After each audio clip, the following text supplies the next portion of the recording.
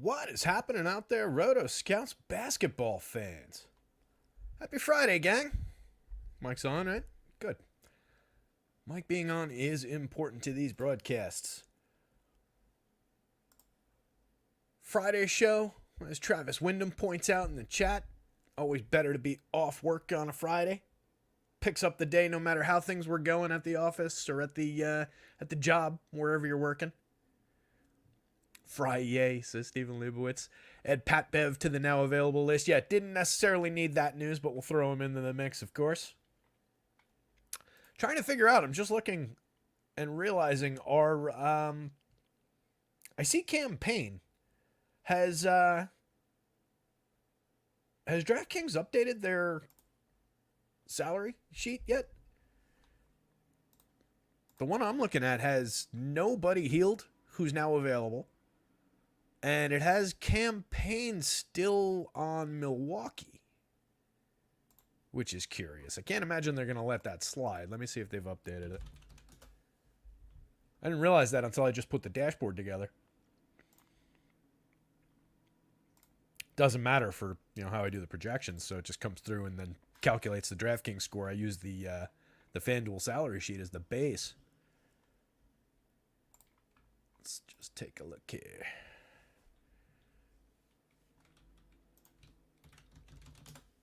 Yeah, they got that updated. All right, campaign is correctly on Philly now. And Buddy is there. Perfect. All right, let me update this.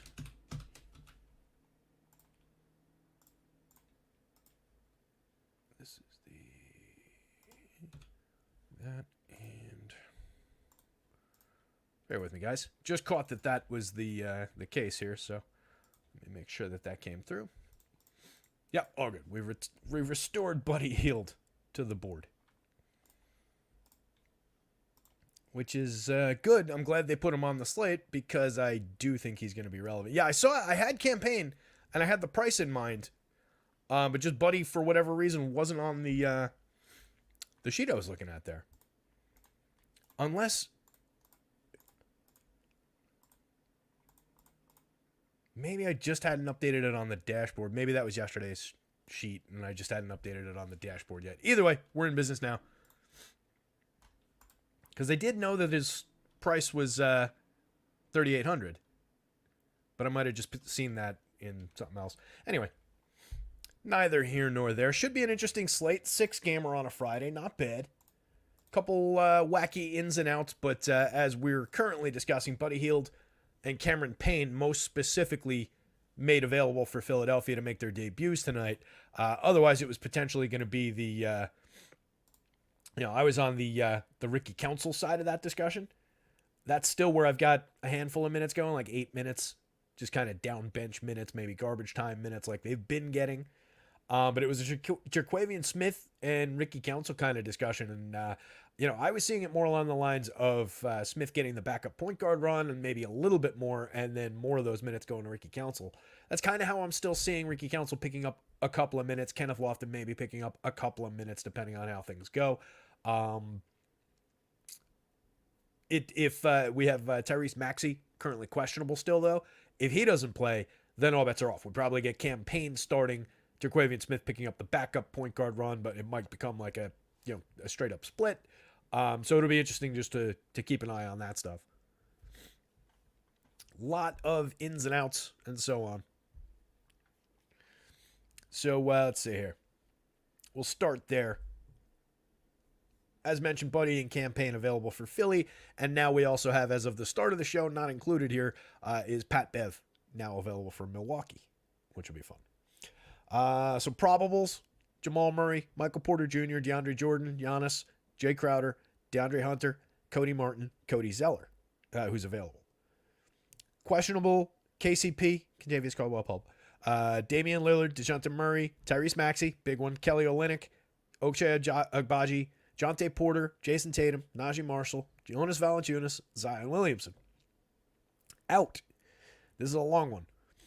Chris Middleton, Clint Capella, Nicholas Batum, Robert Covington, Joel Embiid, DeAnthony Melton, Tari Eason, Fred VanVleet, Spencer Dinwiddie, who got waived, Marvin Bagley. Some of these guys got waived by their respective receiving teams in these trades.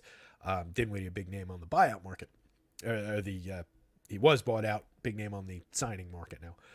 Marvin Bagley, Rashawn Holmes, Patrick Baldwin Jr., LaMelo Ball, Davis Bertans, James Bouknight, who also got cut, Seth Curry, Kyle Lowry, who also got cut. Seth Curry got cut. Basically, all of the Charlotte roster is on this out list. So, in addition to Bouknight, Curry, Lowry, Trey Mann, Misic, Frank Ntilikina, who got waived, Ish Smith, who got waived, Grant Williams, Mark Williams, and Chris Duarte. All those guys are out. So we've got a bit of a mishmash in Charlotte. We've got more stability now in Philly. More of a complete roster. They can go 9. They can go, I think, even 10 today, when we were thinking maybe it was 8 with only a few competent NBA players. So it's a little bit less chaotic there. Let's take a look at the most recent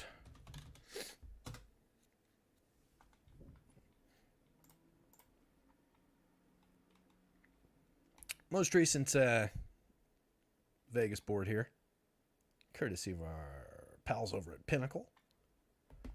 Hawks and the Sixers. Hawks favored by 3 in Philly. 247-point total. Obviously, a very healthy game environment there for whoever is actually playing in that game. So I do expect, decent amount of scoring. I've got several of the Phillies guys, the 76ers guys, Phillies. Baseball season's coming up. Several of the 76ers guys looking pretty decent. Buddy Hield, I think, included, given the price on DraftKings. Campaign, I think, probably included, given the price on DraftKings. I don't know where they came through in this sim. And I did this sim just kind of guessing at what their public ownership was going to be. So we'll see how they came up. But I think they could be kind of relevant, and just a bunch of scoring on the board there. Obviously, could be a good spot for Maxey. Could be a good spot for pieces and parts from Atlanta. Houston and Toronto. Just a 1.5 spread. Toronto favored by a 1.5 at home. 234.5 on the board. Somebody slamming some stuff around outside my windows. The Wizards in Boston. Boston favored by 17. Kind of a whopper. We've got two like that on this one. Boston favored by 17 over Washington. 235-point total. Could definitely see some starters resting in the fourth quarter in that one. And then Charlotte at Milwaukee. And Charlotte missing all those pieces. Milwaukee favored by 14.5. 228-point total. Another one, especially with Dame currently questionable. Giannis probable but banged up. Chris Middleton already out. That could be one where we see a bunch of spare parts playing in the fourth quarter as well. Back to quality games, Denver and Sacramento. In Sacramento, Sacramento favored by 2.5 over Denver. 232-point total. And then the Pellies at the Lakers to round out the night. Pellies favored by 3 in Los Angeles, 233.5-point total. So pretty interesting slate. Some good game environments. No real clunkers outside of if you're going to sweat the blowout situations. That's going to be the problem. Yeah, Ricky had Stephen Leibowitz had an outlier game last game. 10 minutes, 7 shots at 8 free throws. Yeah, he had, 17 points in 12 minutes in the fourth quarter, I think it was. But just been getting a little bit of run.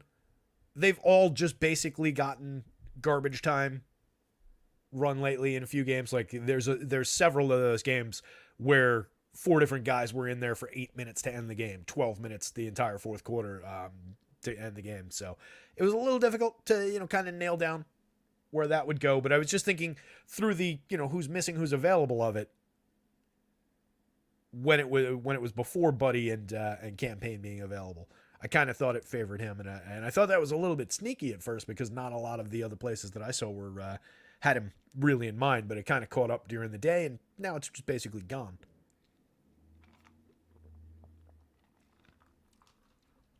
Anthony Taylor's here. Let's get it. What's up, Ant? Happy Friday. Another big handful of people out there hanging out. Hit the like button. Follow the @rotoscouts Twitter handle. Jump into the Discord. All those good things. Let's take a look at the board.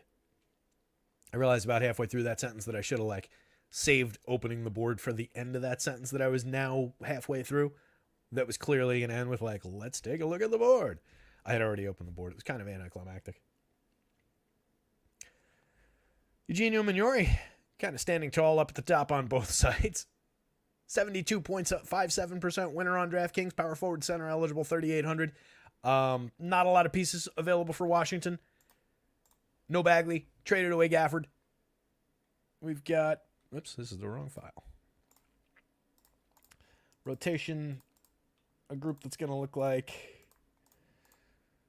something along the lines of we've got Kuzma, Jones, Poole, Denny, Koulibaly, Corey Kispert. I like that entire group. I've just gone kind of minutes heavy on that group of players, and then Uminori picking up like 28, and then just some scraps going to Landry Shamet. Delon Wright could certainly pick up more than I've given him, though. So I might tinker with it as we go forward. But right now, I do think Uminori looks pretty good. He's projected for a ton of ownership. He's the most popular player by about 20 percentage points on FanDuel. And he's the second most popular player on the DraftKings slate, behind Amen Thompson, who just looks really good over there at 5,300. Thompson looks good on FanDuel, but he's 72 on the FanDuel slate, so it's a little bit different. I believe Thompson's the second name on the list here. Yeah. So you can see he's still coming through pretty strong on FanDuel. 54% of the top 150, just under a 50% win rate, so there's still a lot of value there. 1.12 FanDuel points per minute so far in the 33.9 minutes the other night. Put up 43.6 FanDuel points. Got him under that a little bit. 5 points below that as far as a median projection, but in 4 fewer minutes. Definitely the ability to get into that 45 fantasy point range. And cheap, especially on DraftKings. The 5,300, the point guard, shooting guard eligibility. 91% of your top 150. That's quite a bit. We saw that last night, though, with Deuce and DSJ. And at least in the FanDuel tournament I was in, basically every lineup had those two in it. And every relevant lineup had those two in it at the point guard spots. So some nights there are just kind of unavoidable combos. Right now, it is looking pretty strong for these two. Buddy, I do have a little bit high up. It's a very different play, 6,300 on FanDuel. It didn't really come through that much, and I didn't give him all that much ownership against. It's right around this level. But at 5,000 on DraftKings, that could be a potential gold mine.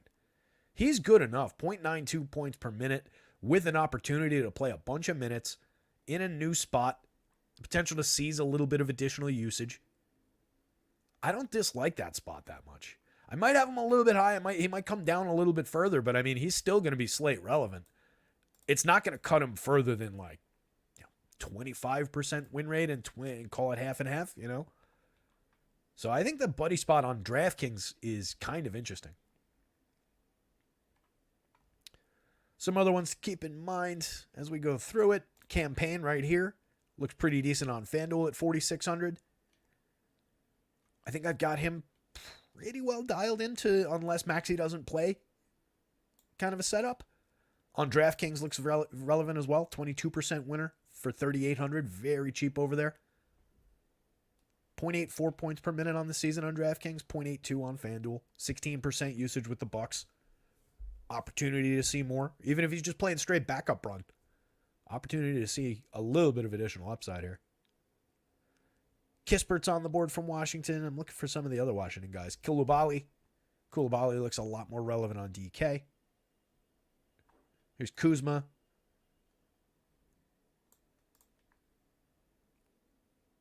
So definitely some pieces and parts from that one. Zion is standing out at the top of the board here as well. 71 on DK, 83 on FanDuel. Looks pretty good on both sides. I don't love the Zion nights. Not my favorite to go to. You guys have heard me complain about Zion before if you've been hanging out.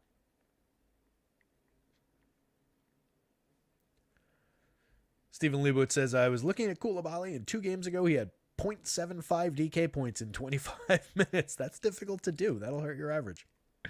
Beantown, what's up, buddy? Mike Palm's here. Mike's usually an hour behind. He's here early today. Must have gotten out of work early for the weekend. What's up, Mike? Good to see you. Mom is here. What is going on? Let's get into some of the position by position stuff before everything changes. I'm sure we'll get five more announcements, several more traded guys being available. Let's see. Oh, Kevin Knox waived by the Jazz. All right, here we go. Oh, no, that's Saturday. All right, good. Dennis Schroeder and KDB are available for the Nets, but that's tomorrow. Max Christie is now doubtful, D'Lo probable, AD questionable, LeBron questionable. We didn't have that earlier. I was updating the Sims and didn't see that, but that's exactly the news as we've had it, except for Max Christie. I don't think he's relevant right now, but let me see where he was.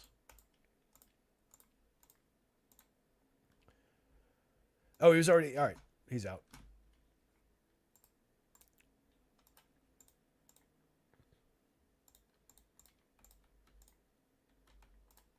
That's right. That was unreleased and I had him up. All right. We're all set there. So no changes so far. Getting into some of the guard base breakdown. So we just talked about Amen Thompson off the top, but again, no Freddie VanVleet. Plenty of upside there. Pulling up the numbers. It's been in the 1.2 and change range over the last block of games in this kind of a setup. Looks pretty strong. I don't mind Şengün from Houston as well. And that's kind of an any given slate thing. I think he's just a really talented guy. But in this spot in particular, I think Şengün looks pretty good from Houston. And then down the board a little bit, I think Jabari Smith looks pretty decent. I'm sure we'll find those guys in a little bit. Just some good opportunity there in a game that's carrying a 234.5, which is the third highest. Only a point behind the Wizards-Celtics game, but that one feels a little bit less reliable. This one's a 2-point spread. That one's a 17-point spread. So I feel like we get a lot more potential bang for our buck in terms of the expensive guys like the Şengüns of the world versus a Porzingis or somebody like that who might not play the full game. I think you get a little bit more reliability of length of game out of those guys. But Thompson, just from Houston, regardless, just looks good. 7,200 both guard spots on FanDuel, nearly 50-50 rates there, and on DraftKings at 5,300, 71.9% winner, 91% of your top 150 at the guard spots. Buddy, again, I'm gonna continue to consider where I want him. It was just kind of an emergency throw together a projection setup that broke. I had everything set up, had run the Sims. I was ready to start the show at a little after 4, and obviously that news popped, and I had to rerun everything. Kevin Huerter, he's been hitting the board a decent amount lately, as far as at least on this side of lock. I don't know how frequently he's really actually delivered on the promise of what he looks like ahead of lock recently. Like the other day, 33.8 minutes, just 24.7 FanDuel points. That's not going to really get us there.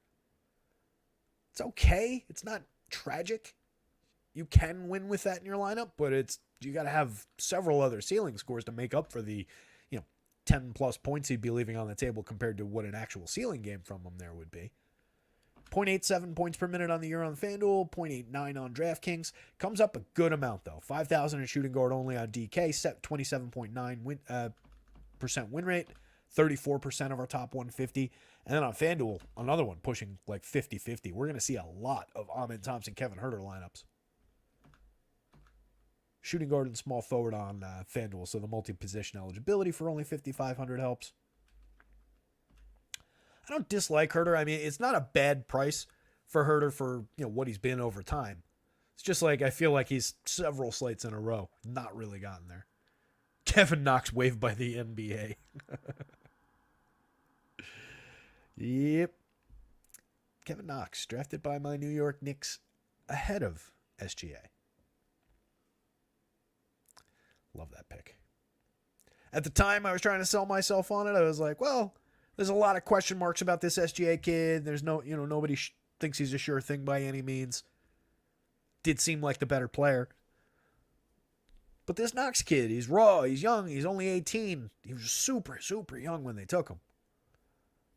A lot of upside, a lot of potential. People are talking about him. Some people trying to sell him. Tried to sell myself on it. The minute I saw that kid play in the NBA, I was like, nope, this ain't going to work. I've never seen a more timid player on the court. Somebody just doesn't know what to do with the basketball.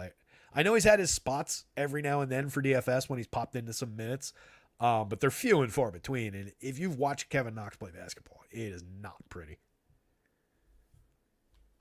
He'll find a job, though. He's still young. He'll probably pick up with some crappy team. Or there's always the G League, Europe, etc. Go down the board here a little bit. Ingram looking very good on both sites. A lot of quality there for 7,700, 1.17 DraftKings points per minute. Not a bad price for the points per minute output. 26.9% win rate, right around that level in your top 150. Shooting guard and small forward eligible. Obvious ceiling, well beyond where he's projected for, which is 40 plus for 7,700. 5.4 points per dollar. That's a pretty good option for points per dollar out of the mid tier. I like Ingram on DraftKings. I like him on the FanDuel slate as well. 81, both forward spots. Don't mind if I do. 27% usage rate, 1.14 on FanDuel. Gave you right about that the other night. Again, Payne does look pretty good. This is just with 24. I can see a world where he's just playing, 18. But I don't think we're getting that. I think he's going to get some mixed minutes. I don't think it's going to be a direct backup situation. I can also see a world where he gets more than this because Maxey doesn't play. So that's one to definitely keep an eye on. This goes through the roof, I would think, if Maxey doesn't play.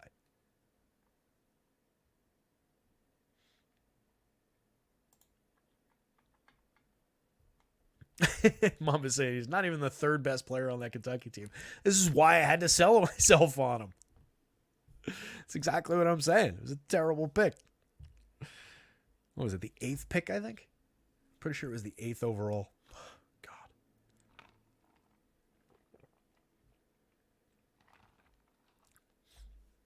That a crazy stat as far as drafting goes. Not NBA.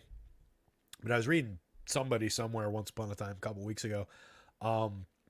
Somebody did an analysis, the success rate, and they had defined, it might have been on the Ringer, actually, now that I'm thinking about it.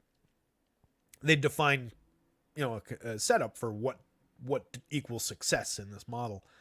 And then they mapped it to quarterbacks drafted first overall and then every other first round quarterback. And the success rate for quarterbacks drafted first overall was dramatically ahead of everybody else. And the criteria were like a playoff win, things like an MVP, leading the league in passing, for X amount of years or whatever. But they had it all, neatly set up, and it was a pretty good criteria. But just the failure rate after the first overall pick for quarterbacks was just staggeringly high. It's just shocking how little these teams can actually tell and little these teams actually know. And the same applies for the NBA. I mean, you see these picks miss so badly. The all-timer, somebody mentioned him in the Discord, I think just yesterday, was Anthony Bennett. That Cavs pick. Remember Bill Simmons on the podium on ESPN reacting to it in real time, just basically going like, what? But it's just unreal how these teams miss. And my Knicks included. They did not draft well over the years. Frankie Ntilikina, who's now potentially also waived by the NBA. That was a Phil special. Yeah, just not a good run through that group. RJ was a decent pick, third overall, and then turned that into, him and quickly into OG. Quentin Grimes was a decent later pick. Flipped him, obviously, in this Bojan deal. So they turned those picks into assets more than players at the, overall, but not terrible whiffs there. Obviously, they did great with like Mitch, guys like that. But anyway, nobody's here to hear me break down the last 15 years of Knicks drafts. Dame, if Dame plays, it looks pretty solid. But again, there's just a lot of concern in my mind that a questionable, banged up Dame, A, might not take the court at all, and B, in a game where they should absolutely torch Charlotte, Although we were saying that about Charlotte the other day against somebody and it didn't happen. I could definitely see Dame sitting out the fourth quarter in this one. Especially with Pat Bev there. Like, why not, try out the new toy? So just kind of makes some sense. 87, though, if he's out there, if we get any kind of semblance of full run, that's a pretty cheap price for Dame. 35.8% win rate on FanDuel, 52% of your top 150. He's getting a lot of traction in the FanDuel sims. On DraftKings, 18%, 24% of your top 150. He's more expensive on DK at 89 than he is on FanDuel against the higher cap at 87. That's bananas. RJ, like we talked about the other day, I really like the RJ situation better than the Quickly situation. Worked out the other day. We talked about it going in. RJ played 33, put up 39.7. Quickly, who everybody was favoring that day, went out, played 30.8, put up 27.6. It's right around this sub 1 fantasy point per minute level. He looks fine because of the price, 7,400, the flexibility, both guard spots. He was right around this level the other day. Gave you about this. It's okay. But he comes up under, and I think the field is going to be over the top on him again. I like the game environment. It is a game I'm going to get to. It's a lineup I'm going to get to. I'm going to have shares of Quickly. I'm going to have shares of RJ. Quickly comes through the sims on FanDuel a lot better today than RJ does. So I'll probably end up with more Quickly. But I think I'm going to be under the field. Just 10% against that 21% success rate suggests that he's going to be over-owned on FanDuel. And same thing for RJ, and he doesn't even look that great by the win rate. So RJ, playable / mostly skippable on FanDuel. IQ, definitely playable, but probably under the field on FanDuel. And then on DraftKings, it's a little bit different. RJ at 7,100 shooting guard and small forward, 16.6% win rate, 20.6% of our top 150. We're over the field probably on the DraftKings slate. I don't know what the projected ownership is, but I'm guessing since the top 150 came up higher than the win rate, that's usually the scenario. It's a spot where we're getting well ahead of the field. And then Quickly came up kind of similar to how we did on FanDuel. 6,800 point guard only, 10.2% of your 10.2% win rate, but just 6% of the top 150. So a little bit below the field on Quickly, and it holds up. I mean, this is did I close Wowie by accident? Damn it. Since they've been with Toronto, it's about where they've been. And the games where it Quickly kind of shined were a couple that RJ missed. So yeah, over the last, since the start of January, 507 minutes for RJ. He's been at 1.08. And Quickly, in 509 minutes, is now up to 1.0 on the nose. So I like Quickly, but I'm not as enthused about him as the field is. He's pulling, against that 10% ownership that he came up at in our sim on FanDuel, he's pulling 3 times that ownership on the for the public in the last update. And on DraftKings, he's the top owned player on Toronto, and it's like 2.5 times that exposure. Where RJ, we got to, on DraftKings, where he looks good, we got to about double the field on RJ. So this RJ on DraftKings is the spot I like the best. I don't think RJ's all that playable on FanDuel. Quickly's playable on both, but I'm below the field on both. Or the sims are below the field on both. Koulibaly right here, we touched on him earlier. Looks pretty solid on DK. 14.35% win rate, 11% of the top 150. Going to be popular, came up a little bit under the field. That's one, considering that it's a value-based, price-driven 4,300. There's a little positional flex. There's opportunity for him to exceed the, potentially the minutes, potentially the expectations. A little bit more usage, for example, 13.5%. Maybe that goes up a little bit, just a little bit more opportunity with all the missing parts down there. I can see him getting a little bit more, so maybe you can take this up to this win rate, 15-ish%. I'm sure he's going to be popular.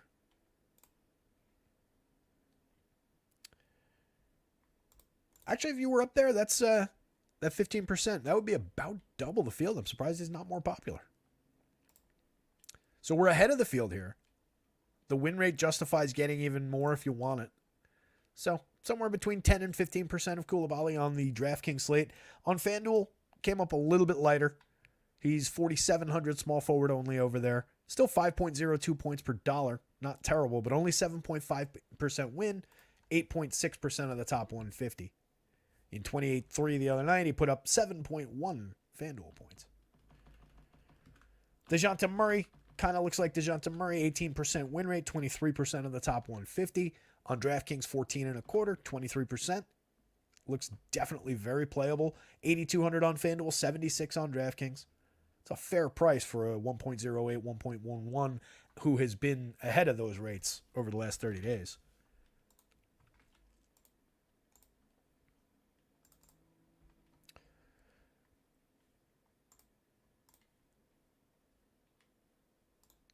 Slightly ahead. About a 1.11 since January 9th on FanDuel, 1.16. So 0.05 of a point ahead on DraftKings. So not all that much ahead, but a little bit. Just a good option for those prices. That's a fair mid-range price for a player like DeJounte Murray. Jaylen Brown, a couple spots above him, also looks pretty decent. He does come with the big flashing warning sign, though, of just several of the Boston starters might not play the full game if they are, in fact, beating Washington by 15, 20 points in the fourth quarter. 18.2% win rate, 21% of your top 150 right now. On FanDuel, 16.2 against 21% of your top 150 on DraftKings.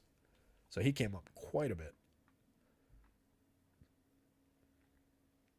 Malik Monk, Trey Murphy, minorly playable on FanDuel.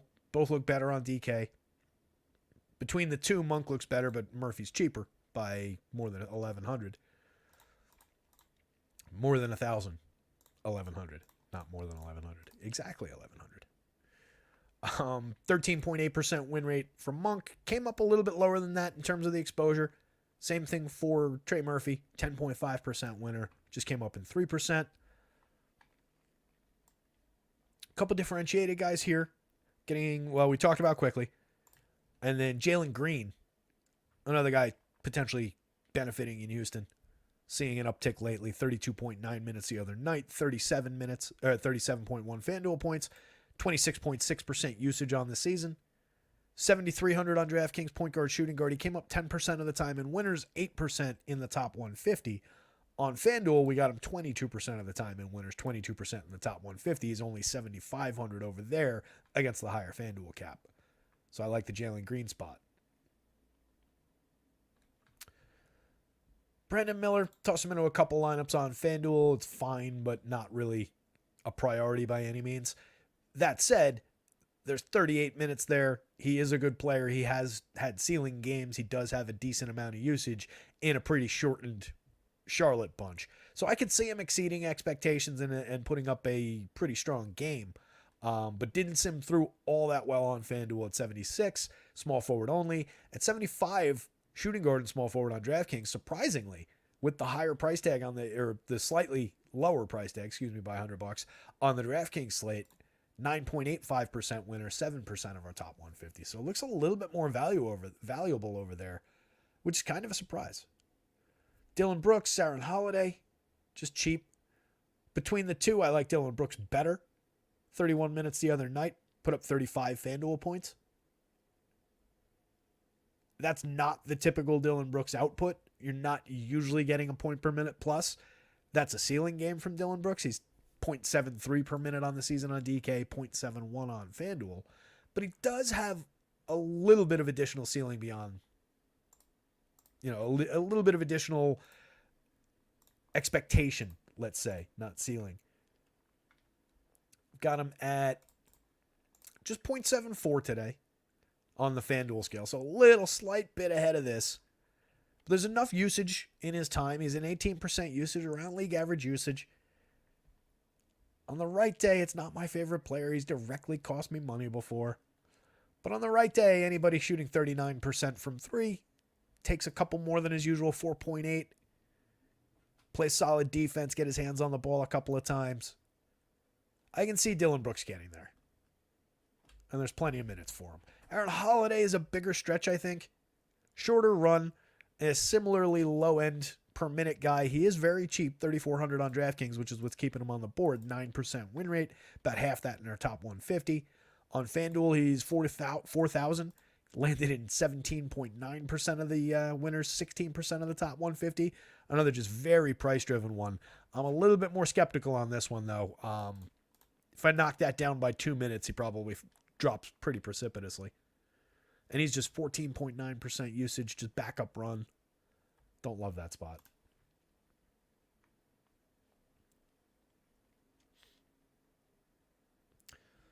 Probably a luxury tax thing, Steven.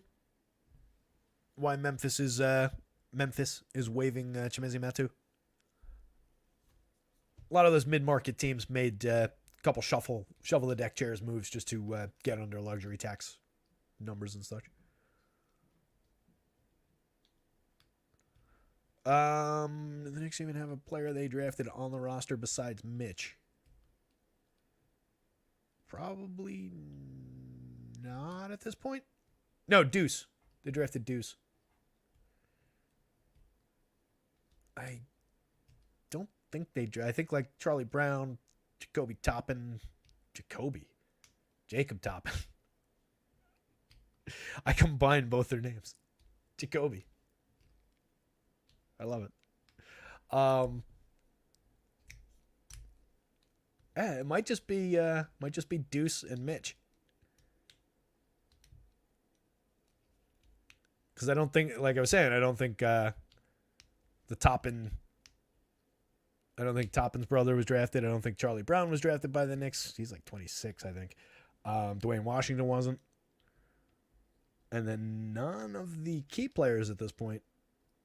I don't think. Savvy front office. Get rid of all the shitty picks that the other administration made just gradually over time. Even if people like them, they just gradually worked them out the door, waited until the right moment when they could get good pieces and parts for them. But they did excise basically the entire previous administration's setup.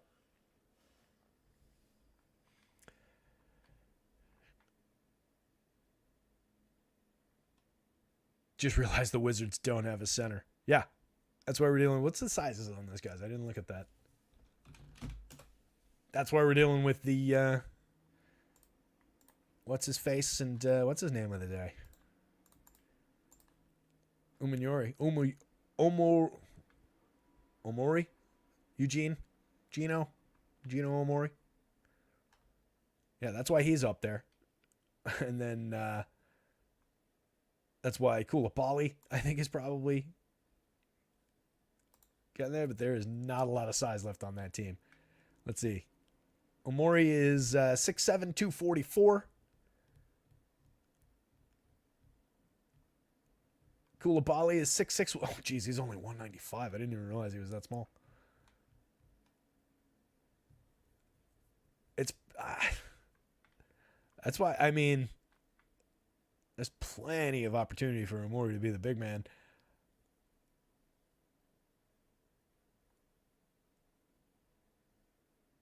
There is no size on this team. Anthony Gill is 6'7", 230. Kispert 6'7", 220. Kuz is 6'9", 221. He's the biggest guy on the court today. Denny 6'9", 210. I knew Koulibaly was skinny. I didn't realize he was that skinny.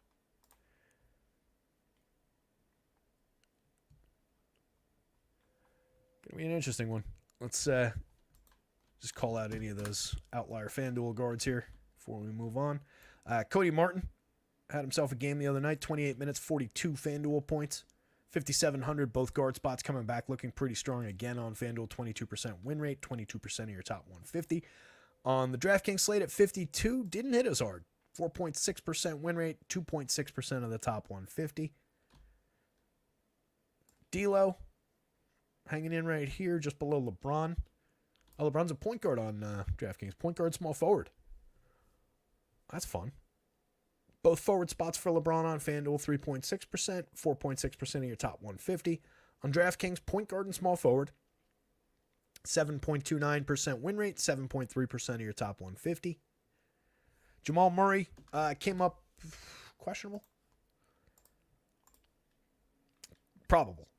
Murray's probable, so he's probably going to be in there. God, that was dumb. Dynamite analysis. He's probable, so he's probably going to be in there. Let's move on. He's probable. So no issues about whether or not he's going to play probably. 6%. I can't get away from saying the word probably. 6% win rate, 2.6% of your top 150 for 84 on DraftKings. Looks a little more solid on FanDuel. 6% win rate, 6% of your top 150. Tyus Jones, 8% winner. Another piece from Washington. 10% of the top 150 on FanDuel. On DraftKings, did not hit the board. 61 on DraftKings. Not a play. 66 on FanDuel. Looks playable. Playable to okay. Nobody else really standing out, though.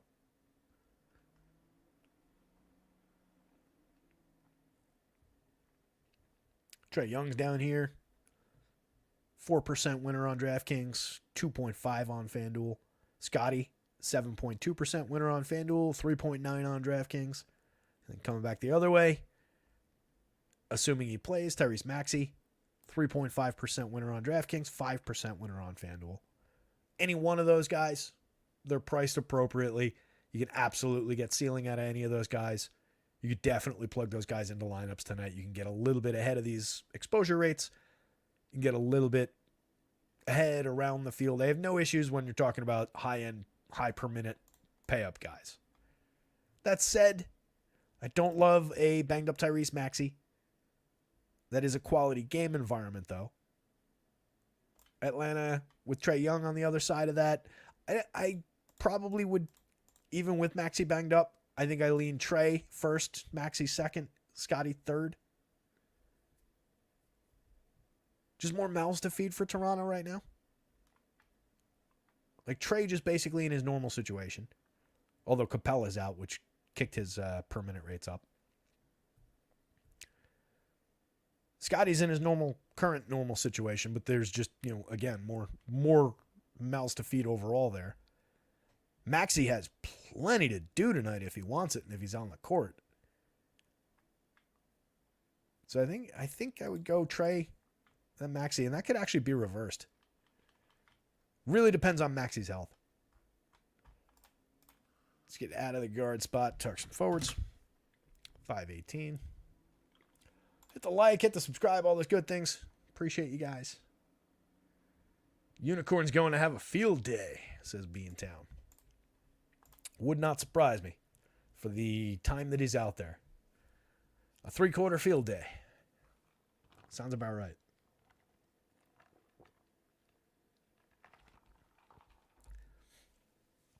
Yeah, you can see them all. Here's Jalen. There's Tatum. There's Zinger. All three of them at least an 11.5% win rate on DraftKings. Zinger at 11.5. On FanDuel, he's at 20 plus. Tatum is at 15 and change, 15.75 on DraftKings. 12% win rate on FanDuel. Jalen, 16.2% winner on DraftKings, 18.2% on FanDuel. Came up 20 plus percent, 21.33 on both in the top 150.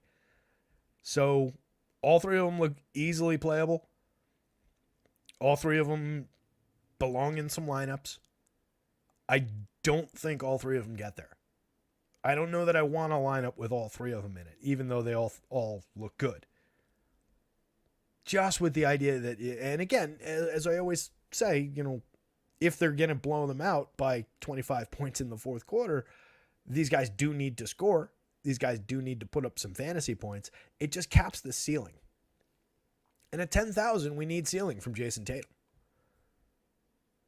At 84.79 on FanDuel, we need a little less out of Porzingis. Same with Jalen. They're projected below Tatum, but in similar territory. So I probably stick with the Sims. Kind of lean into the numbers to make the decisions on how I prioritize these guys. But I don't love the idea of having a bunch of them all in one lineup. I think you're taking a risk with that just massive point spread.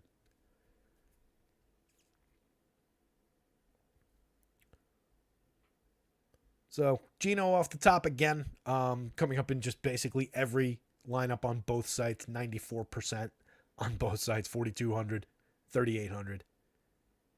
Just no big men available. One of the bigger guys on that team. Potentially going to get some run.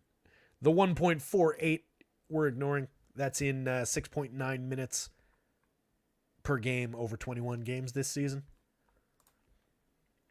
His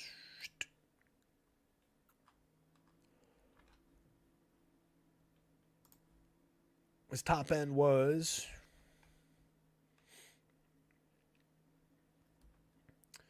I think he went 23 the other night. That was a pretty good game. Before the other night, when he went 23 2 games ago, his season high had been 2 12-minute stints that were probably just the fourth quarters of those games, since they're 12 minutes exactly. Game the other day, though, not bad. 6 of 12 from the field, 1 of 3 from 3, 3 of 4 at the line, 10 total rebounds, 5 on each side, 3 assists, 3 steals. 16 points, somehow finished on -6. That's what happens when you play for Washington. That's not a bad little 23 minutes. If he gives you anything approaching that, let's see what he did in these. One of the 12-minute stints way back in November. Went 4 of 6 in 12 minutes. Pulled down 3 boards, an assist, and a steal.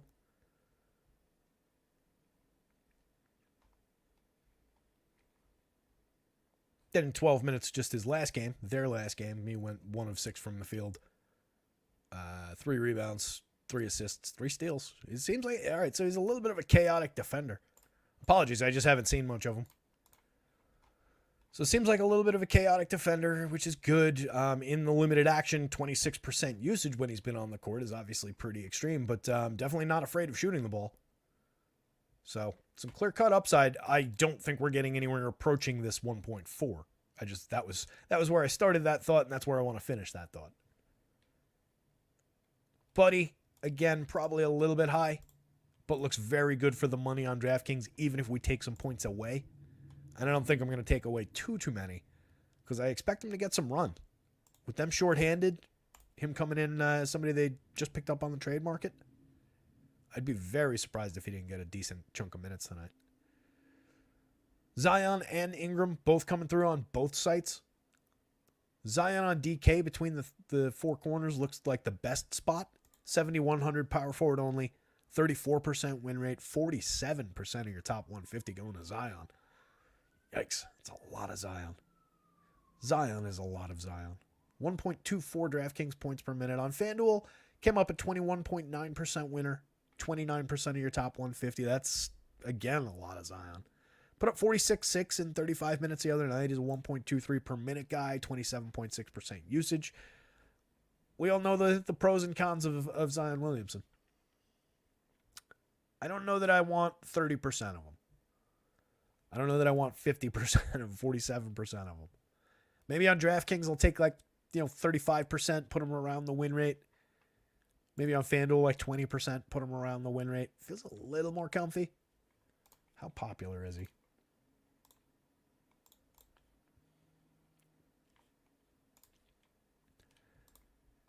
That would be putting him right at the field on both. So if you want to be ahead of the field on Zion, which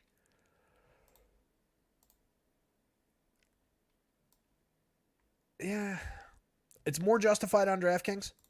This is well ahead of the field. And it's more justified. The win rate is a handful of points ahead of the field, and then this is obviously a significant amount ahead of the field. On FanDuel, the popularity is right around this win rate. So you're well ahead of the field if you're at 29-30%, but this win rate doesn't necessarily justify getting that far ahead of the field as opposed to being around the field on him as this one does. Hopefully that makes sense. So again, Zion on DraftKings, better than Zion on FanDuel, and the best spot of the 4 between him and Ingram on both sites, but they're both very playable. Ingram on FanDuel, just under a 25% win rate, 23% of your top 150. On DraftKings, 26.9% and landed in 25% of the top 150. A little bit of flexibility, shooting guard and small forward, 7,700. I don't love the idea of both of them together, but I wouldn't necessarily make a rule to block it out. I haven't looked at the correlation between the two, but I have no issues either way. One or the other, or take both if in a few lineups if you want them. Zion on DraftKings though, the biggest priority. Kispert has been very productive of late. 33 points in 33 minutes the other night. Puts him right around a point per minute. That's actually exactly a point per minute. 33.4 and 33.4. It's been 0.79 for the season, but a little bit below 20% usage. Plenty of action in Washington today, as we keep talking about. If they're going to stay in that game at all, Corey Kispert's probably going to have a decent day. 24% winner on DraftKings, 21% of the top 150 for 47, both forward spots. 49 just small forward on FanDuel, still came through. 18.6% winner, 21% of the top 150.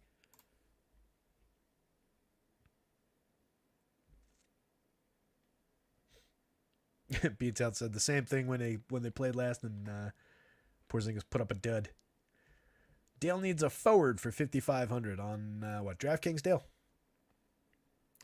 What about Jabari Smith at power forward for 5,400? If you're on FanDuel, what about Herb Jones? I'm a lot less enthused about that one. Yeah, he didn't even actually come through all that strong. None of these guys. 54 is a little bit sticky on FanDuel. Or 55. If it's DraftKings, that was easy. 54. Jabari Smith looks pretty good. 19% winner. 17% of your top 150 at power forward. You could obviously spend a little less if it's a forward only. You could stick Buddy in there, assuming that I've got Buddy right here. You could go all the way down if you don't have Omuri in there yet. Pop him in there for 38, and then you've got a boatload of money to spend at a different position. He's on DK. There you go. Yeah, I like the Jabari spot. 5.6 points per dollar, 30 plus on the board. He's been 0.91 for the season, so no crazy stretch to get him to that level. The other night, 27.8 FanDuel points in 39.8 minutes. That's a bit of a clunker from him, but we've seen upside games from him, and pull up the numbers. Actually, wait a minute. I don't need to pull up anything over there because I put everybody on this team just right about where they've been. So over the last 30 days-ish, with no Van Vliet, he's been at right about a 0.88. So a little bit better output recently. Or excuse me, is that... I'm moved off of the... where'd he go? 0.88. All right, so a little bit slightly below. 0.91 went down to 0.88. Same deal. He is popular. I will give you that warning. But I don't really sweat individual popularity. Sub 30% popularity. As long as there's other, a couple differentiated pieces in there, you're totally fine.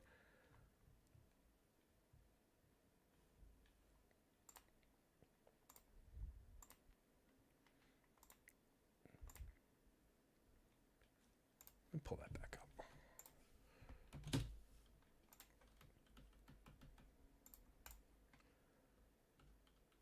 So yeah, over the last 30 days, with no Fred VanVleet, 144 minutes for Şengün, 1.37 on FanDuel, 1.38 on DraftKings. Amin Thompson, who obviously, crashing the top of the board, 208 minutes, 1.28 on FanDuel, 1.25 on DraftKings. 459 possessions. Yeah, growing sample. Not bad.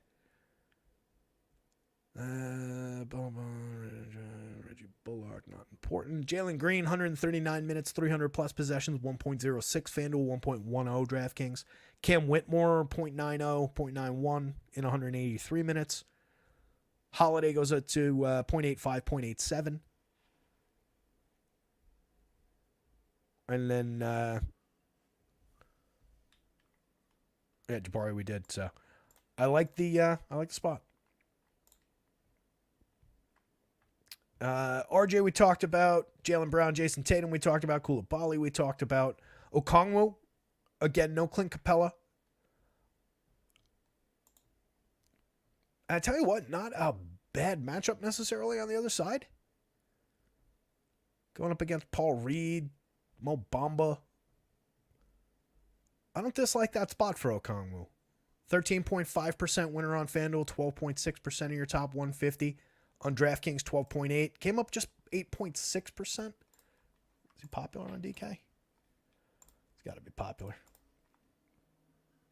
Well, not that bad. Very playable. His ownership's a little above this win rate. I have no issues getting Okongwu out to his public ownership right at that level somewhere. I think it's justifiable. 6,200 power forward and center.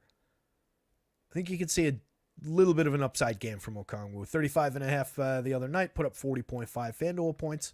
Somewhere in that territory, maybe a little tiny bit more. I could see that.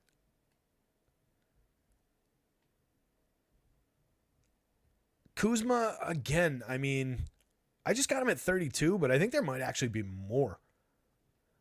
That's right on the nose for what he's played over the course of the season, but thinking it through, with him by far the best player for them on the court, but also the biggest guy that they've got available today. I might be short by a couple of minutes on Kuzma, which makes him look even better. He's a player that I do get to from time to time. When I get there, I mention him. He's coming up a little bit, 9.6% on FanDuel. Got to him a little bit more than that in the top 150. Definitely looks like a playable part at both forward spots for 8,000 with just 32 minutes. If we give him 35 somewhere in that territory, that's going to jump. That would put him 43-ish FanDuel points. This would take a little bit of a leap. Same story on DK. Power forward and center might even be more interesting eligibility over there. 7,700, 12% winner, 15% of the top 150. Room to grow for Kuzma, and unless they're just getting smoked, which probably will happen. I think there's potential for him to get a little bit of additional run. He is somebody that, if they're getting crushed, could just come out also in garbage time. There's no reason to really extend him. But if they're going to stay in the game at all, if they're hoping to compete at all, it's going to be a Kuzma spot. Porzingis just below him. I touched on him before when I was talking about Boston. Looks like the lower end of the three on DraftKings. Higher end on FanDuel, 20% winner, 19% of your top 150. Miles, I don't want to be traded out of Charlotte Bridges. Executed his no trade clause, didn't want to leave town. 11% winner, 12% of the top 150, 11 similar numbers on both sites. 8,900 both forward spots on FanDuel, 8,600 both forward spots on DraftKings. It's kind of the same thing as I was saying about Kuzma. Probably their best player now when LaMelo's out anyway. You could debate that when LaMelo's back. Gonna have to do everything possible on the court if they're going to stay in this game at all. But they're massive underdogs to Milwaukee tonight. 1.03 per minute on the season over 39 games. Plays 37 a night. Gives you plenty of run. 8,900. Just booking 37 or 38 minutes of one per kind of basketball for 89 isn't terrible. 86 on DraftKings. 1.05. Not terrible. You obviously want the additional ceiling, the upside. But those are okay prices for his per minute value and the amount of minutes that he plays. Just a volume-based guy. Tobias looks good. 12% winner on FanDuel. That said, comes in a little bit below the field. 10% winner on DraftKings. Same thing, a little bit below the field. Leaky, coming up way more on FanDuel. 3,900 small forward on FanDuel, 21% winner, 28% of the top 150. On DraftKings, he's a $3,700 power forward only, 10% winner, 8.6% of the top 150. Got a few minutes on the board for Leaky today. He's been at just 0.71 on DK, 0.74 on FanDuel over his 21 games, 8 and change minutes a game. Not a huge sample to work with here for Leaky Black, but only a 10.6% usage rate. It's been a 11.1% assist rate, 8.4% rebounding, 54.4% true shooting, 46.7% from three. That's on 0.7 a game, making 0.3 a game. Not a lot to work with, and if we take any minutes away from him in that pool, which in the final cut we might end up doing, loses any real value that he would even have. But right now, price driven looks all right. Brandon Miller, not so much on FanDuel, playable on DraftKings, 9% winner, a little bit less than that on the exposure in the top 150. Giannis is Giannis, probable, looked great, 9% win rate, 5% of your top 150. Same thing on FanDuel. It's Giannis. You can always pay up to get Giannis. At the beginning of the day when we had Ricky Council and Traquavian from Philly, you could build a lineup on FanDuel it was basically all the value pieces and parts. Omori at small forward, those two guys, a couple others. But you could build a lineup that would not have won because would have come up shy on points, but that would have had Giannis, AD, and Jokic in it, which is pretty incredible considering the pricing on those guys. But again, that's not, as much as you go Starsy Scrubsy, that was too Scrubsy. You would have needed big performances from all the scrubs to get there. Don't think you can pay for that lineup anymore. Jay Crowder looks pretty decent. Skipping over somebody named LeBron James, whoever that is. Just hanging in the middle there between Dylan Brooks, who I talked about before. Giannis up here. This LeBron bum. Just sitting there, 10,100, both forward spots. Just 3% winner. 4.67% of the top 150. What a loser. Love LeBron. I have no issues. It's kind of like what I was saying with Giannis. Just a little less extent these days with LeBron, and you're not paying through the nose for him anymore like you are with guys like Giannis. So I consider LeBron to be a luxury item type guy still. 7.29% winner on DraftKings, 7.3% of the top 150. Again, the point guard eligibility makes him super interesting on DK, so I don't dislike the LeBron spot at all. I'm comfy getting at around the field even a little bit more on LeBron any given slate. But Crowder does look good. 30-plus minutes projected in the potential wipeout against Charlotte. 19% of your top 150 on FanDuel. On DraftKings, barely landed in the top 150, though. 4,600 on FanDuel, 4,500 on DraftKings. There's your culprit. He did get into 6.8% of the winners, but that's probably getting negated by his popularity. Yeah, so he got in 6% of the winners with basically double that in his projected public popularity. So that cuts our exposure in our top 150 when we're going by win rate, or by ROI rather.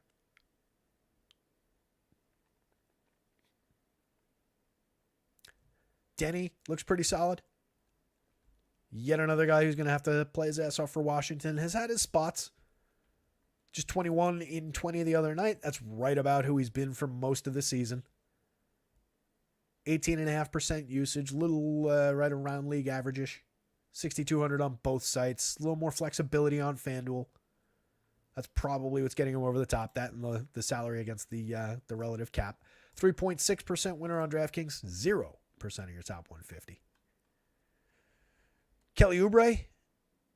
Plenty of run for Kelly in Philly. 18.29% winner on FanDuel. Similar booking in the top 150. Not at all relevant to the DraftKings slate. 6,400 power forward only. 6,500 small forward shooting guard. Definitely a piece on FanDuel. That said, you can get this from Kelly every now and again. 24.5 minutes, 16 FanDuel points. Not going to get it done.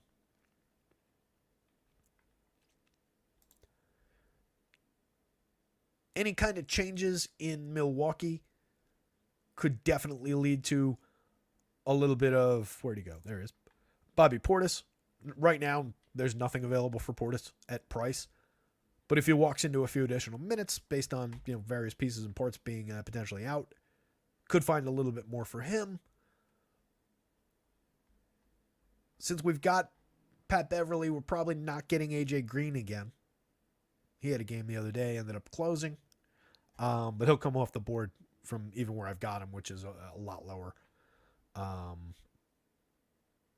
So yeah, Portis is probably one to just keep in mind. It would probably require like a Giannis or a Lopez or somebody like that being out.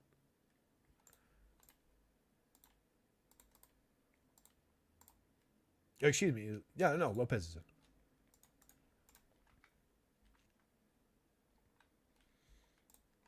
Let's jump to center. Speaking of Brolo. What are you guys talking about?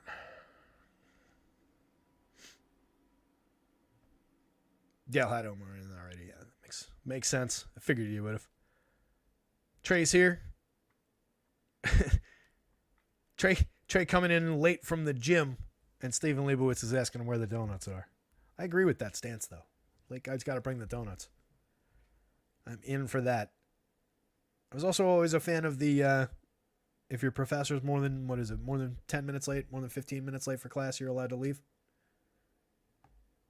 On the off chance I was at class.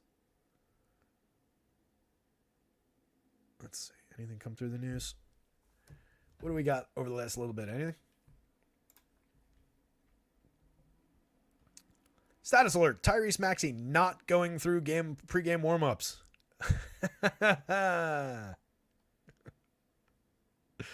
Jonte Porter now probable. Isaiah Hartenstein out for the Knicks on Saturday. Jalen Brunson questionable. Per Coach Nurse, Buddy Hield campaign both have a good chance to start. So it sounds awfully like no Tyrese Maxey, campaign starting, Buddy Hield starting. So that's probably going to put what's-his-face back on the board a little bit in just backup run. Jason Tatum available with an illness. Jaden Springer ruled out. He's on Boston now.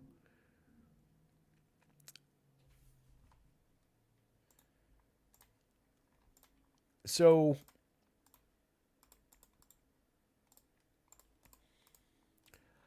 if we pull Maxey, 36 minutes come off the board. Campaign jumps to 30 and change. I had Buddy getting starters run already, but I left him where I can give him another like 2.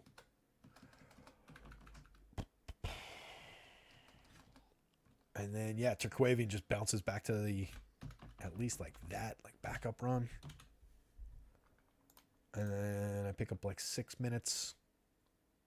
I could probably just stick on like Ricky Council. Or just split between him and... Oh, you know what? I can give him back to KJ Martin, maybe. Maybe I do that. 10 there. And 22 there.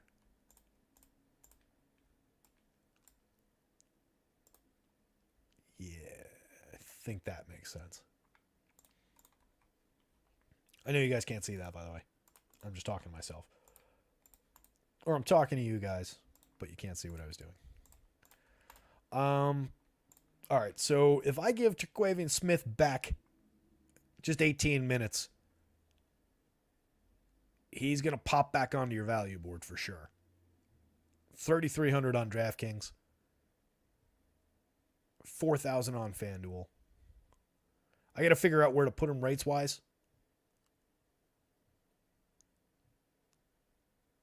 I forget where I had him earlier. That sucks. I had it all projected out, and I took it.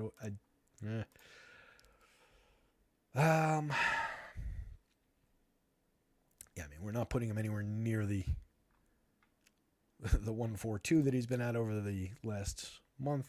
I don't think we're putting him anywhere near the 1.23 that he's been at all season. But yeah, I think we're talking... I don't know if I want to even give him a point per minute.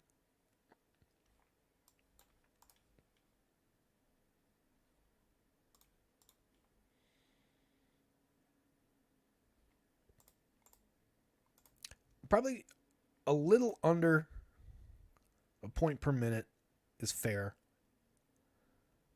So call it mid to mid high. Like, you know what I mean when I say that? Like 16, 17 and a half, 18, somewhere in that neighborhood. If I give him 18 minutes, 16-ish fantasy points. Probably about right. The reason I can't just dash it off, like I said, he's been for the season at 1.2 and change. Over the last month, he's been at 1.4 and change, but the sample is incredibly small. I don't think we get him into the 20s fantasy point-wise, but I don't think he needs to be there in order to hit the value board. 4,000 on FanDuel, 3,300 on DraftKings. And then campaign, 4,600 was already looking good. and is probably going to pick up 10 minutes from where I had him. 3,800 on DraftKings. I think Campaign is the guy that's going to be a smash if he gets into that starting lineup, which I kind of expect now. And I think Buddy Hield, who was already looking good, again, I already had him getting starters run, but I had him at 30, and if I toss him 2 more, it's just going to make him look better. So those 2 spots are potentially very, very interesting with some additional upside in the back end for Smith. I don't think, as much as I was like leaning into the idea of Ricky Council over Smith earlier, I don't know that it goes that way necessarily now, because we've got the blockers for Smith's minutes for Council's minutes more where we didn't earlier, and we've got fewer blockers, assuming Maxey's out, for Smith's minutes. So I think that's where we're going to land. That'll be interesting. Watch for after the show. 14 minutes away from punch-out time. Nuke One Live. Random question unrelated to this slate. Does Ace Mind have MMA sims now? And will MLB be ready by opening day? I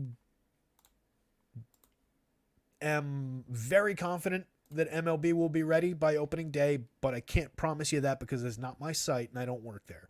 This is me putting words in their mouth. I think it's going to be ready by opening day. I know the guys have been working hard on it. I know they're working hard on MMA. It is not up and running right now. I don't know what the outlook looks like for MMA. Right now, NFL obviously winding down. If the Ace Mind guys are out there, by the way, feel free to answer that question in chat yourselves. Also, if you're out there, maybe as NFL winds down, launching MMA, if it's ready right after the Super Bowl, makes a lot of sense. But PGA is up and NBA obviously is up. And I'm pretty confident the guys will have the MLB one up and running for the season. I think they had, the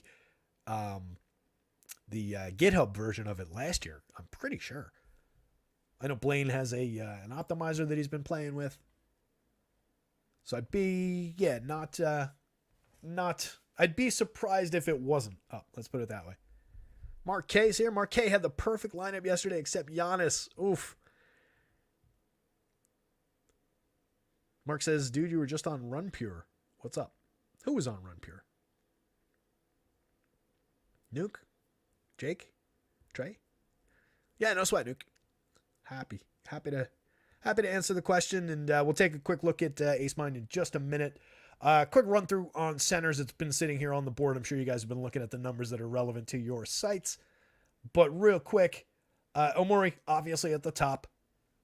72% winner on DraftKings. Just unavoidable value right now. Okongwu. It's a good pairing. 12.8%. You can see the gap in win rate there. 75% down to the next highest guy at 12.8%. 94% exposure down to the next highest guy at 19% on DraftKings. On FanDuel, Omori is a small forward, by the way.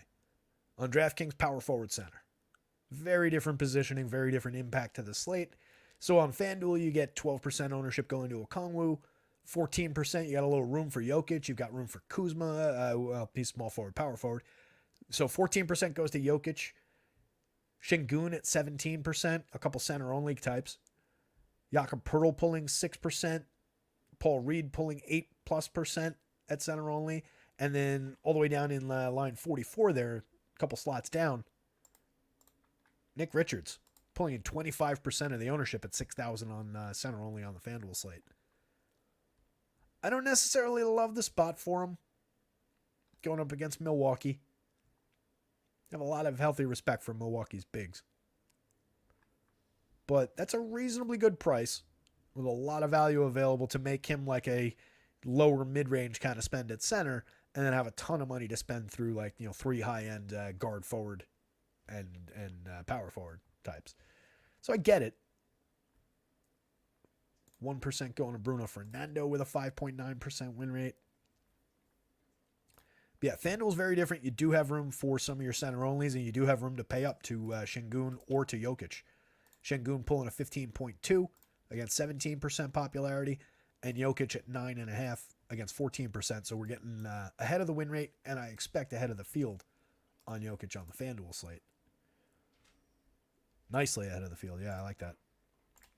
I like getting to Jokic when I can, and Haven't gotten enough of them this year.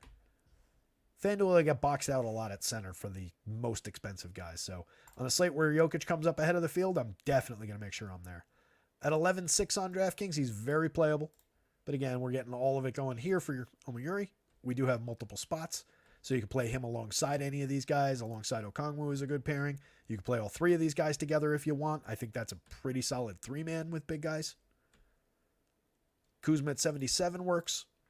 12% winner, 15% of your top 150. At 9,000, Şengün, very affordable, if not potentially a bargain. You know, considering where everybody else is priced, getting 1.33 out of Şengün for 9,000 isn't too bad. Getting 1.23 for that matter out of Porzingis for 79, also not bad at all. 11 and change win rates for both of those guys, 15% exposure for Şengün. Porzingis with a little bit more because he's got the positional flex at a lower price, 19% exposure, but both guys look very good. AD, just 10.2, AD costs 10.2 K, just 10.6% win rate. A little bit more than that in terms of the top 150 exposure, though. There's room for AD. On FanDuel, just 5% across the board, but very playable, of course. Power forward. And like I said before, you still do have room to probably get two of these guys, especially with Terquavian probably hitting the board again. You've got room to get a Jokic and Giannis, a Jokic and AD pairing on FanDuel. I imagine it's probably the same with all the value available on DK too. I don't know if you want to necessarily stagger that crazy Starsy Scrubsy. Typically, it's better to get most of the scrubs in there and then spread that value a little bit more, maybe one of the big stars and then a couple upper mids rather than all scrubs and 3 stars. Sabonis, pretty strong looking. Didn't mention him as I was going down the board before, but 10.7% on FanDuel, 8% of the top 150. On DraftKings, right in the middle, 6.7% winner for 10-3. Just landed in under 3% of the top 150. 1.4 DraftKings points per minute. One of the stronger overall projections on the board. Good spot in what is a good game, them and Denver. I kind of like that. I don't mind saving some shares for, we came up with a bunch of Zion, and it seems like it's mostly big men. We came up with a bunch of Zion on both sides. AD looks strong from the Lakers. LeBron is LeBron. Sabonis, Jokic. All those guys are on the board a decent amount from those last 2 games. A few solid single-digit options here with Pirtle, Paul Reed. Nick Richards doesn't look like the option on DraftKings that he is on FanDuel. Just a 5% win rate, 5% of the top 150, but playable. Trey Lyles, minor piece, 3% winner, 2% of the top 150. Nobody else really to speak of on DK. And then we did FanDuel. Nobody all that significant down the board.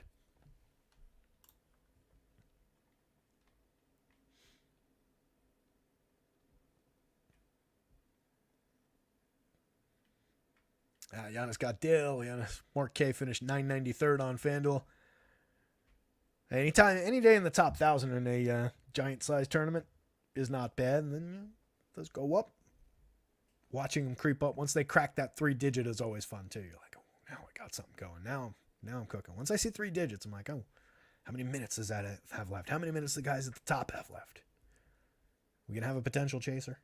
And then it goes, and just falls a little bit short, and other people pass it. That's been the recent output anyway.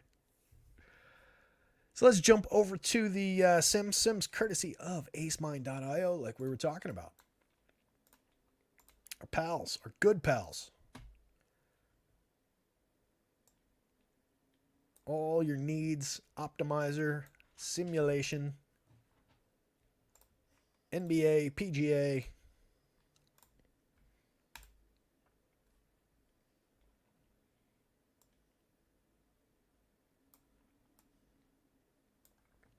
and NFL for the Super Bowl. I will have Super Bowl projections, by the way. I haven't even looked, to be quite honest. I haven't looked at anything, but it is Friday, so I'll get those done tonight. Probably everybody in the entire world scrambles to let's take advantage of advertising around the Super Bowl, marketing around the Super Bowl. I'm just like, oh yeah, Super Bowl's on Sunday. Probably should have done something for that.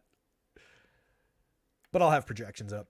At one point, I was like, oh, yeah, we could do something big. I could, like, reach out to Neil on Twitter and get Neil and do, like, a showdown show because everybody likes Neil's thoughts on the show. I didn't bother.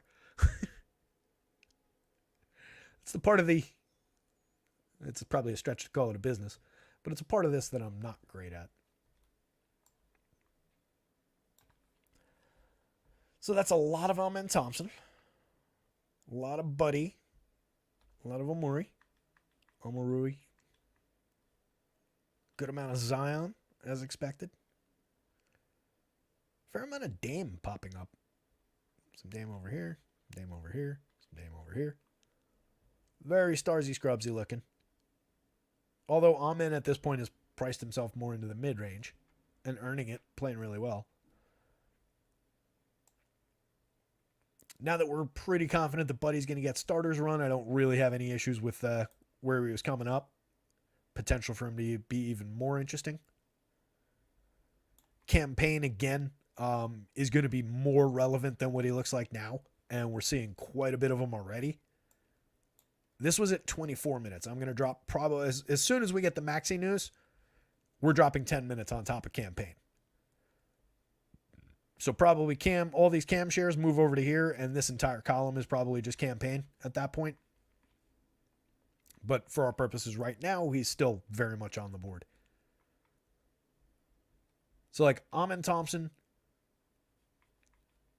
Gino, campaign as your three critical value pieces, I think makes a lot of sense. And then I have no issues with building Buddy into that on DraftKings because he's pretty cheap over there. And that gives you a really good foundation to get to, like, this one's got Şengün, Ingram, Tatum, Herter, who looks pretty good from the mid-range. Buddy, Koulibaly, who looks decent. Dame, Buddy, Jaylen Brown, Zion, Gino, Amen Thompson, Brandon Ingram, and Payne. So it's a pretty clear foundation of value. And then you're just rotating some of these high-end stars around it. I quite like this setup on DraftKings today. Again, I do think as soon as that changes, campaign overtakes Amen Thompson. But Amen still looks good and maybe ends up going a little bit under the radar. At times, we do see that where it's like, play of the day, play of the day, play of the day, play of the day. Ooh! And everybody forgets and this guy drops. Not always, because the sims are really efficient, the sites are efficient, the public is efficient at this point. But every now and then, and that's one of those spots where, like, you know, with his comparable price, it becomes a situation where it's, instead of pairing them, people just go to the new fresh play, the campaign version of it, rather than pairing them together and getting to results like this. Now, rerunning it with campaign plus 10 minutes might actually make it so that Amen does dip, doesn't necessarily show as much value because of what you can put in his place. So it all depends, but I do think that in that vacuum on his own, his spot remains good. I hope that makes sense.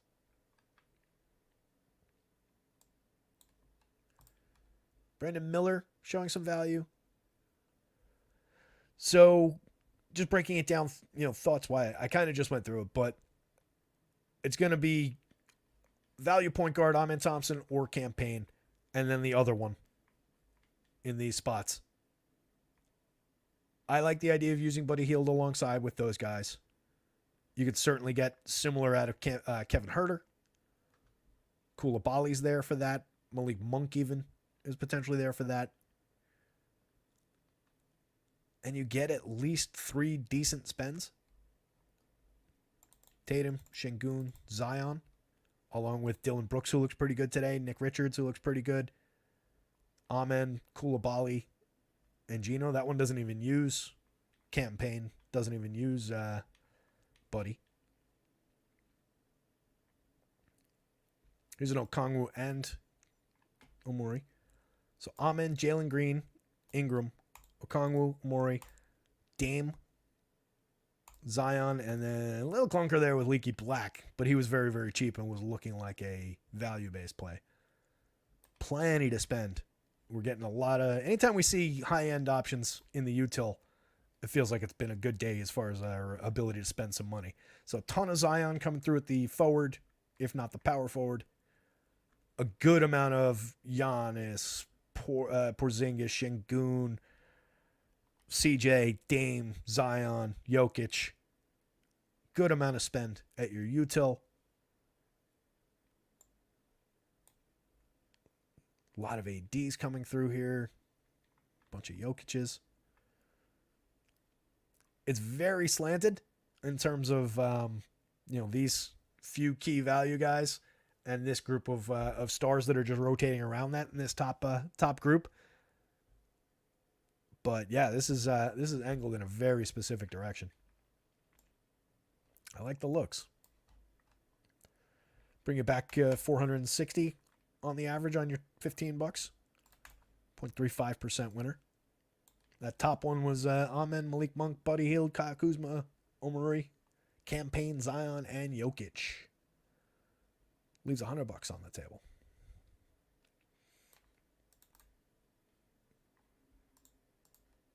Your best cashing possibility in this group still held up decently. $388. 0.28% win rate. That was just a few spots down the board. Dame, Buddy, Jalen, Zion, Omori, Amen, Ingram, and Payne. I really like that lineup. That's a good lineup. Got to get Dame, but that's a good lineup.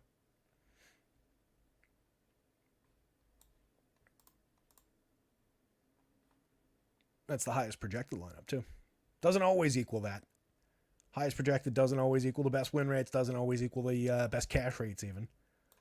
More often they equal the best cash rates. But that is our actual highest projected. Let's jump to the FanDuel board and then punch out. It is after 6 o'clock already.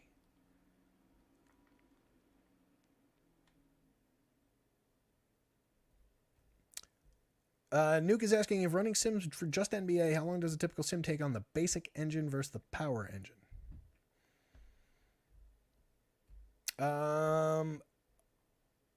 I'm going to punt on that question because I don't know which one I'm on. I'm just on the plan that the guys have me on. But the one that I'm using runs in very quickly. 2-3 minutes tops. That's to create the entire pool of, for this 15,000 lineups and then run the 50,000 sims. 2-3 minutes. If they stratified it that way, if you're talking about the one on, if you're referring to like the basic is the one that's on GitHub that they have for free where you can see the code and stuff, or that they had, and then the pay one here is the power one. Maybe that's how they're terming it. I'm not sure. This one runs incredibly quickly. So no issues. And you can actually now, I was actually asking the guys if they could put a bailout button in. I tell you what. That's how it works, right? You guys can see this. We're going to do a FanDuel one. So you go FanDuel, bang. Classic or Showdown. We're going Classic. This slate, if there's multiple slates, they'll show you. Then you pick your tournament. So we'll go with 15. Create our sim job. I'm going to use the existing setup that I have. All right, so you click here and it pops open a CSV file and you upload your data to it, or you can just drag drop your data. You can also map data, right? Let's see where it says right here. Add up to 2 files and map your data to our columns. We auto detect popular files from ETR, Stochastic, and more. So if you're on Stochastic and you just have like the boom bust table, just drag it, drop it, it'll recognize it. If not, you can map it yourself. I just use theirs. I just grab it out of here. I've got a spot in my projections file now that I drop their CSV into, and it populates the columns that I need, and then I just repaste it and do this.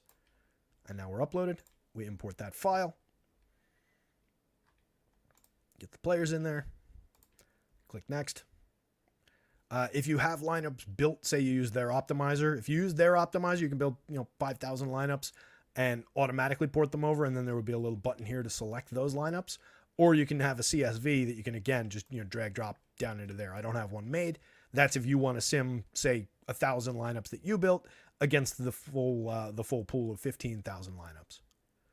We're not going to do that part. Default options. Lately, I've just been clicking this over to 4 just for these oddball value slates we've been getting, just so I can gauge whether or not the 4 is important. This was the part I was referring to. I was asking the guys, hey, if I'm 2 minutes away from lock and I've run 35,000 sims on the screen as the thing giving me the output, and the clock is ticking, I want to be able to hit the eject button and just say, that's good enough. Give me the results that I've got. So their answer to that was just being able to say on the front end, all right, I want 20,000 sims. I want 50,000 sims. 50,000, I believe, being the current max.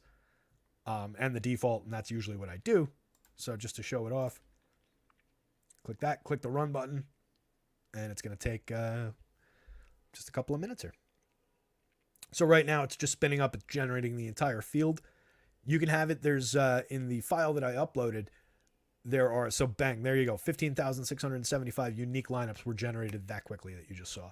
Now it's running the first 5,000 sims, and it does it in blocks of 5,000. There's 5,000. We're at 10,000. This is going to take less than 30 seconds by the time we're done. So what I was saying is in that projections table that I uploaded, there's a column for our fantasy points, and then there's a column for field points. Field points being what it generates these 15,000 lineups from. So that serves a purpose of, let's say I had those 1,000 lineups built with my projections in the optimizer. And then I wanted to say, all right, let me take these, run them in an environment that is built with where all the other lineups, it would take my 1,000. And then I missed how long that took. That's how long it took. That was like 30 seconds tops. It gives you the actual output of how long on here. Oh, but not on here. So however long I was just talking there and that thing was running, that's how long it takes. I don't know if it gives you the timeline. It doesn't. It does give you all this nifty data over here. You can see your lineups versus generate. I didn't add any. But as I was saying, you can then take your 1,000 lineups. It'll generate whatever the balance is. So in a 15,600 entry field, it'll generate 14,000 against your 1,000. And then you run it in an environment with, so you set that up with field projections that are from, say, Stochastic, RG, ETR, whoever. That creates the 14,000 lineup environment. But then you say, hey, I believe our projections are the accurate or the more accurate or whatever. So we run the sim using those numbers, right? So then it's our projections built with our numbers going against their lineups built with their projections, but outcomes using our projections. So you see how that like meshes together into a good setup. So hopefully that answered the question of how long does this take? This is on acemind.io, our sim partners. Maxi officially out. There you go. Capella's been out. Yeah, deal. Steven Leibowitz can fade Buddy Hield. New team and a point guard that does not know any of his new team. Yeah, I mean, some of these guys will be introducing each other, but I think there's plenty there. He's going to get 30 plus. In a bad spot, he's going to be a 0.85, 0.9. I think there's easy upside to a point per minute plus. I don't know that I would get away from it, but I get you. Not my favorite player to have a lot of. Let's put it that way.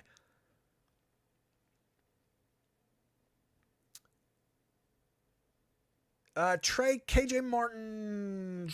What did I have him at?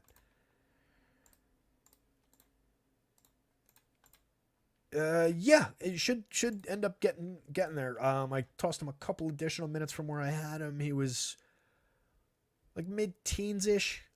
He's not going to be on this board very well.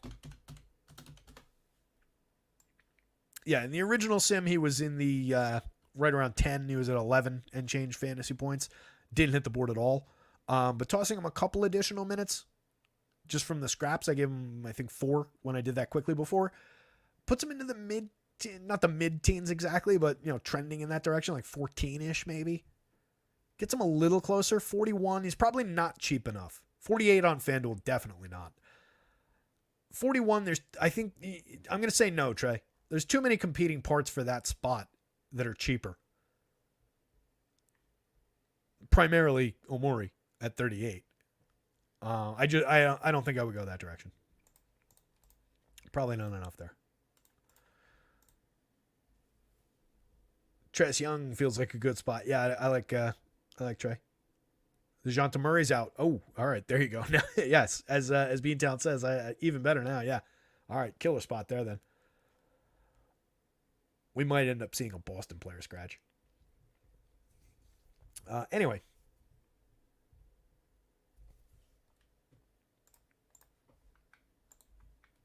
That's not the Boston game. That's the Philly game. We're not going to see a Philly player scratch. We've already seen it. Washington's playing Boston. Got my blowouts mixed up. All right, so this is that sim that we just ran. Just eyeballing it real quick. Campaign hitting the board pretty effectively on FanDuel. Dame, if he plays as expected, looks very good on FanDuel. A lot of Kevin Huerter. A lot of Amen Thompson. Both of those guys hit the board fairly hard. Omori in the middle. Small forward on FanDuel, so in the middle, literally on this screen. Leaky Black is the uncomfy one. Don't really love where Leaky's landing. A lot of him. I'm sure there's a bunch of...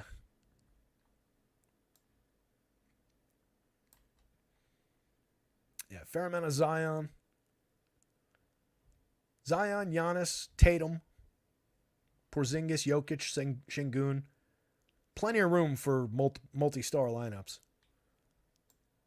Not quite as flashy, though, I want to say, as on DK. Well, maybe. Dame, Jalen, Scotty Barnes, Kristaps Porzingis, Şengün, Jabari Smith, Jason Tatum, Jaylen Brown, Dame, Kelly Oubre, Zion, Zinger, Jokic, Jabari Smith, Zion, Kispert, Amen Thompson, Dame. That one's all right. Just from a name value kind of perspective. But, so plenty of spend available at center. A lot of those center-only types are coming up.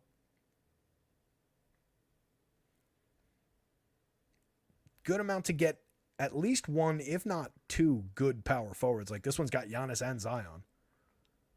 Zion and Ingram. Tatum and Ingram. So pretty spendy at power forward, actually.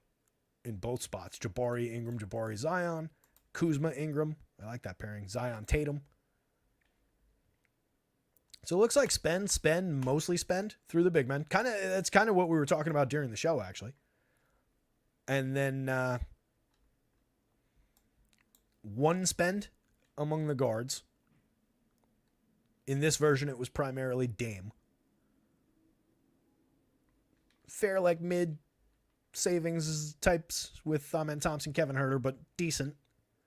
And then we're straight up saving through small forward. Not a good small forward on that list. I guess Huerter, maybe. Jay Crowder's fine, but for our purposes. RJ Barrett down here. That's the first, like, actual decent one. So small forward is your value spot for sure. And then probably mids at shooting guard, one cheapo point guard, one good point guard, and then just good bigs. 3 good bigs. Both sides kind of just like follow a very distinct pattern today. Interesting stuff. Should be a good slate. With that in mind, guys, I got some updating to do. 6:14, got to get out of here. Update will be up by 6:30. Usually takes me about 15 minutes after we get off the show. You guys absolutely rock. Again, I'll try and get or I will. I'll have time to do it. So Super Bowl content will be up before sunrise. Content at least being projections. I don't know if I'll write an article. I'll probably punch something up for like top showdown picks or something just for the hell of it. Maybe I'll run a sim or something and see how they work. But keep an eye on the site. We'll have stuff up for Super Bowl. Probably not going to be back tomorrow or Sunday for NBA show. Definitely not Sunday. Haven't been doing NBA Saturdays. We'll definitely have projections up as usual. Projections will be up on Sunday for NBA. Not sure. I don't know. Are there even NBA games on Sunday? I know like True Detective is dropping their new episode tonight to avoid the Sunday thing. What I was going to say is, all right, there are 2 games, 2 o'clock and 3 o'clock. Celtics Heat, Kings Thunder. If there's a slate, what'll probably happen on Sunday is here's projections. You're on your own for updates. Probably going to be one of those kind of days. But I doubt anybody's going to be playing basketball anyway on Sunday. That said, guys, good luck out there. Somebody go win something tonight. Happy weekends. I'll see you probably Monday. Adios. Enjoy the Super Bowl.